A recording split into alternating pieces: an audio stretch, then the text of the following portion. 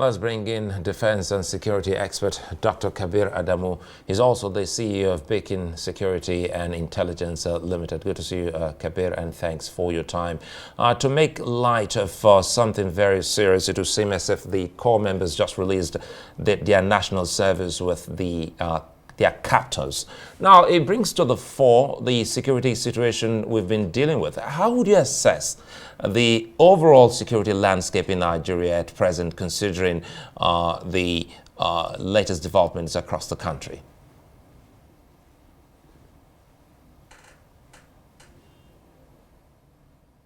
Thank you, Suleiman. Yes, it definitely seems like the National Youth Service core members did do their service year in the hands of bandits, and that probably is the most challenging and most difficult and most resilient service year any copper could have experienced. And I think it's a good thing that the NYC decided to give them their certificate. For all intents and purposes, they have done their national youth. Now, having said that, yeah, go ahead then, please. Yes, if we look at what is going on in the country at the moment, it is very clear that there's a lot of work that is required to meet the aspirations of Nigerians in the area of security. I can use metrics of fatalities that have occurred in Nigeria from the beginning of the year up to now, as well as feelings of to tell you that in very clear terms, Nigerians are not exactly happy with the security sector at the moment. In most instances, especially in the northern parts of the country, as well as in the southern parts of the country, there is no security parameter that you would pick that Nigerians are happy with. If we use oil theft, we're still unable to meet our OPEC quota. I think it was only in July that we reached about 1.3 million barrels per day. Even that 1.3 million, it probably has condensate inside, so we're not sure of the exact oil component within that 1.3. Now, if you lose fatalities, more than 6,000 Nigerians have been killed so far from the beginning of the year up until this month of August that we're in. Abduction, if you use abduction as another parameter, more than 4,000 Nigerians have been abducted from the beginning of the year. So clearly, there is more that needs to be done to meet the aspirations of Nigerians in terms of security. Food security is another area that I can talk about. Farmers are not able to go to their farms.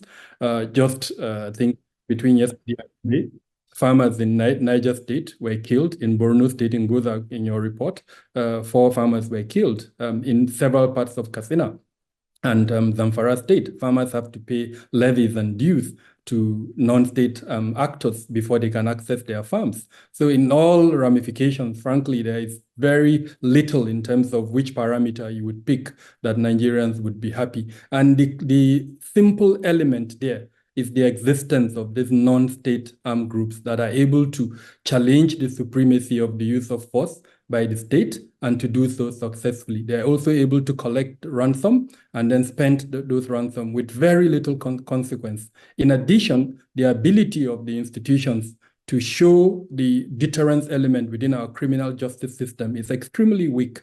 And so there's really no parameter that I can use to say we're doing very well in the area of security.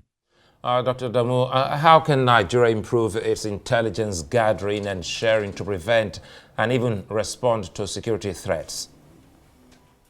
So in modern day intelligence, there are several elements that I think the Nigerian state, unfortunately, is yet to grapple with. And the most important one is getting the buy-in of the people. For any intelligence framework that you implement, it will be dependent on really how well the people are able to support that framework. The second one is our ability to use technology. In modern day times, there is what is called OSINT, open source intelligence, and it relies a lot on data that is available everywhere. So how we are able to capture that data is really significant. And because AI has come in to support both the gathering and the processing of that data. I think we have a lot to learn in that regard in terms of introducing technology into our data gathering, our data processing, and then of course the analysis component of intelligence.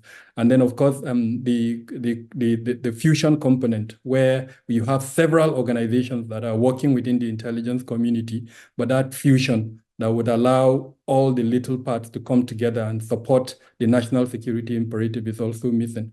For a lot of times, what we see is perhaps the lack of understanding of what intelligence really means in that regard. If we look at the Northwest, there are so many ways you can harvest intelligence in the Northwest.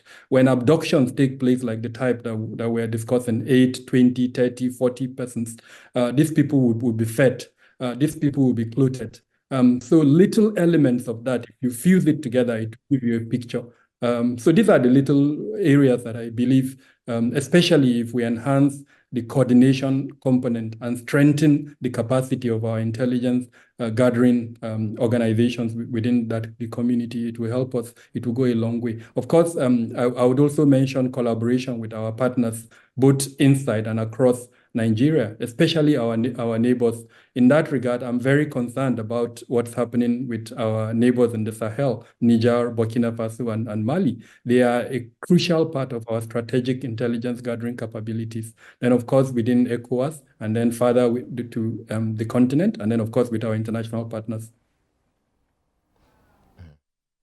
Well, I would like to thank you for your time, as always, Dr. Kabir Adamu, and thank you for speaking with us.